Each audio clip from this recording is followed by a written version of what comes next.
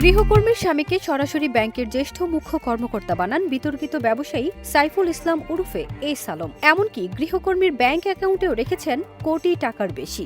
এসব তথ্য নিশ্চিত করেছে জাতীয় রাজস্ব বোর্ড এনবিআর।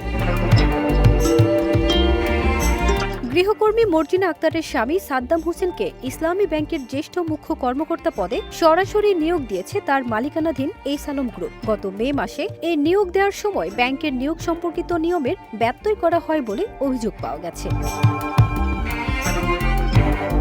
ইসলামী ব্যাংক সূত্রে জানা যায়, নিয়োগের পর সাদ্দাম হোসেনকে প্রথমে পদায়ন করা হয় ব্যাংকটির চট্টগ্রামের দক্ষিণ জোনে। আওয়ামী লীগ সরকার পতনের পর তাকে চট্টগ্রামের চকবাজার শাখায় পদায়ন করা হয়। ব্যাংকে তিনি পরিচিত এস আলমের লোক বা এস আলমস ম্যান হিসেবে। পদায়নের পর তিনি নিয়মিত অফিস না করলেও এখন তিনি অফিসে যাচ্ছেন।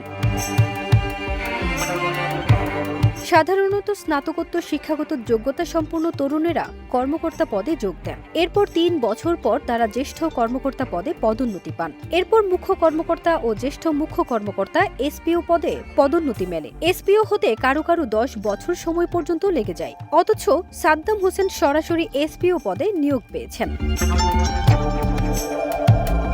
সাইফুল আলমের চট্টগ্রামের বাসায় 1 দশক ধরে কাজ করছেন গৃহকর্মী মর্জিনা আক্তার।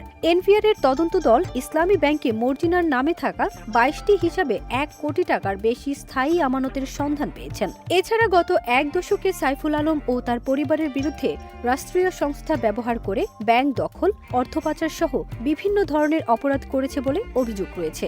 ব্যাংক খাত থেকে 2 লাখ কোটি টাকা হাতিয়ে নেয়ার অভিযোগ রয়েছে এস আলমের বিরুদ্ধে। 5 আগস্ট ছাত্র জনতার অভ্যুত্থানের মুখে সাবেক প্রধানমন্ত্রী শেখ হাসিনা দেশ ছেড়ে চলে যান। তার সরকারের আমলে যেসব ব্যবসায়ী গোষ্ঠী সবচেয়ে বেশি সুবিধা পেয়েছে তাদের মধ্যে অন্যতম এস আলম গ্রুপ। ফারজানা নিকিতা, দেশ রূপান্তর।